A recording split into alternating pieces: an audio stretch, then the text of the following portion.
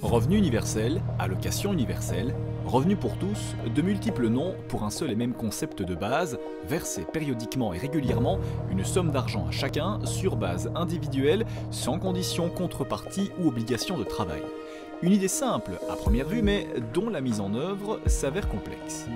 La crise socio-économique liée au coronavirus ainsi que la crise énergétique que nous traversons actuellement ont conduit plusieurs pays à réactiver cette idée de garantir à tous les citoyens un revenu minimum de base visant à éviter de basculer dans la pauvreté.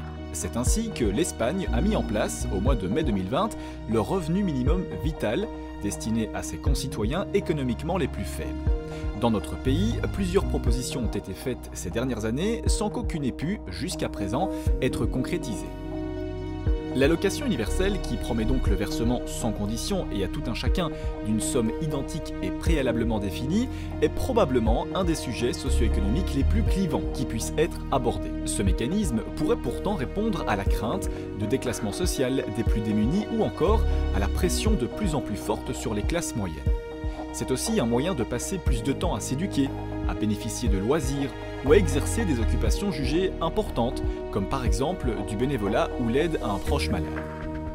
À gauche comme à droite du spectre politique, cette idée provoque donc soutien enthousiaste comme rejet catégorique.